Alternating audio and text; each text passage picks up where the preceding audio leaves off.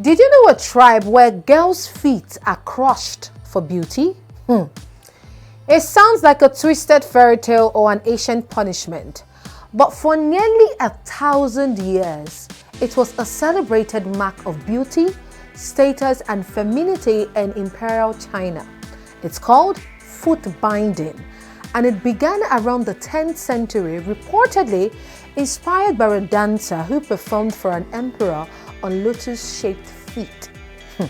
What started as a courtly fashion quickly became a widespread custom, especially among wealthy Han Chinese families. By age 5 or 6, sometimes even earlier, young girls were selected, often by their own mothers, to begin the process. And what was the goal?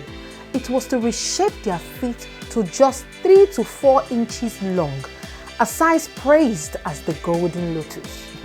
The smaller the foot, the more marriageable the girl. But the process was far from graceful. Now, each foot was soaked in a warm mixture of herbs and animal blood, believed to soften the skin and remove dead flesh. Her toenails were cut painfully short to avoid infection. Then came a gentle massage, but that was the last bit of mercy. The real horror followed. Using long, soaked bandages, each of the girl's toes, except the big ones, were broken and folded under the sole. The arc was forcibly bent, sometimes requiring deep cuts to the sole, then bound so tightly the bones would eventually break and heal in a distorted concave shape. As the cloth dried, it tightened like a vice, ensuring the foot could never grow naturally again.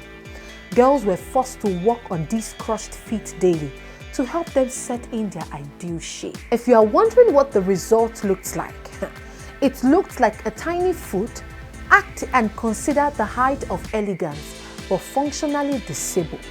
Foot binding wasn't just a beauty ideal.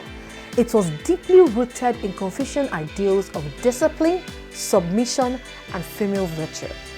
A woman with bound foot was seen as obedient, desirable, and marriage-worthy because walking far was painful, and thus she was assumed to stay at home. But it came at a huge cost: lifelong pain, infections, and misshapen bones, and in old age, severe disability. The practice began to decline in the earlier 20th century thanks to reformers and missionaries who called it out for the cruelty it was. The final legal ban came in 1912, but some rural areas secretly continued it for decades after. Today, foot binding is seen as one of the most extreme examples of how beauty standards can physically and psychologically cripple one.